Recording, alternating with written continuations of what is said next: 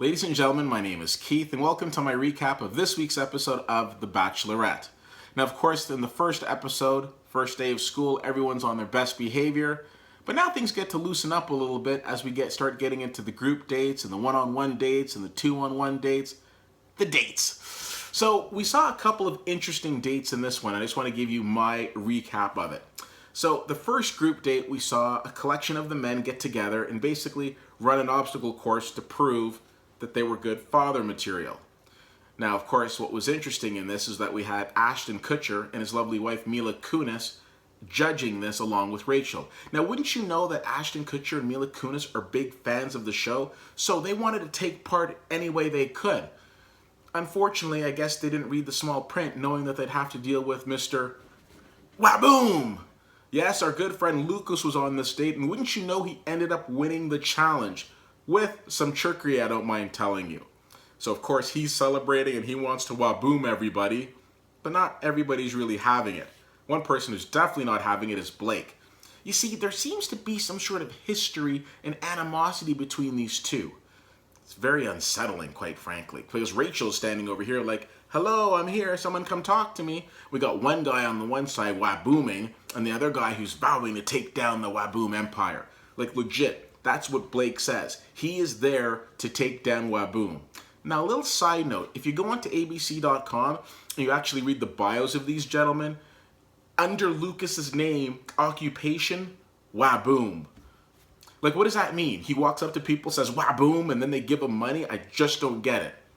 But on the flip side, you've got Blake, and his occupation is aspiring drummer. Now, I'm not trying to knock anybody's dreams, but I don't understand the aspiring part.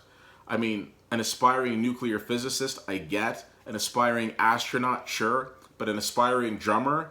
Like, what exactly is holding back your drumming dreams? Does somebody keep stealing your sticks? Don't get it. Anyways, the big thing that happened, I believe, in Monday's episode had to be DeMario. Oh, we're going to talk about DeMario. So they're on this group date and they're all playing basketball and everything seems to be fun. And Kareem Abdul-Jabbar is there because, of course, we need to get the good celebrity endorsement there. And who better than this, like, 19-time All-Star, just absolute legend in the NBA, Kareem Abdul-Jabbar. And so they're playing basketball and everything's all well and good. Of course, after the game, wouldn't you know that Rachel pulls aside DeMario and brings him into the gym, and next thing you know, there's this woman there. Well, have you ever heard of Shaggy, singer, who had this big song called It Wasn't Me? Well, DeMario has been listening to a lot of Shaggy, clearly, because he walks in, he sees this woman, he's like, who's this? Oh, DeMario. Well, it didn't take long for us to realize that DeMario and this woman have some sort of a history together. So, of course, Rachel's quizzing him about it and saying, do you have a girlfriend? Like, is this your girlfriend? Oh, no, she's this crazy woman I was trying to get away from. Then it becomes, well, have you cut off all communication with her? Well, all communication? Well, I don't fax her. I don't SOS her. But we have intercourse. Is that communication? Oh, DeMario.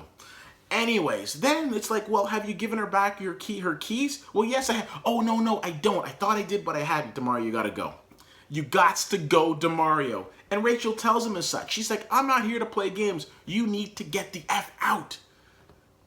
You need to get the F out. That's what she tells him. Of course, the F stands for final because she had had enough and she was finally done with DeMario. However, end of the episode, DeMario shows up at the mansion, wants to talk to her. I wonder what'll happen. This is what'll happen. DeMario's going to come groveling next week in the first few minutes of the episode. She's going to tell him off again and then kick him to the curb. Because I'll say this right now, if DeMario ends up sticking around, which he won't, Rachel, dumbest bachelorette ever. And I'll tell you something, looking at her, hearing her, observing her, she is not the dumbest bachelorette ever. But we're still going to get another 5 to 10 minutes of DeMario. Another bold prediction. Lucas and Blake gone in the next couple weeks. Nobody likes a whiner. You know those people who come on the show and they just complain about this person, they complain about that person, and it always ends the same way. With the Bachelor, the Bachelorette saying, you're not here for me, you gots to go. So, there hasn't really been, in my opinion, a front runner that stepped up yet. Maybe that person will start to reveal themselves next week. But maybe there has for you. Has somebody stepped up and you thought to yourself, ooh, I think this is the person? And just overall, what did you think of this week's episode? Let me know. CFL_fan on Twitter, Facebook.com/WhittyWhittier, WhittyWhittier.com. I'm not an aspiring blogger, I just do it.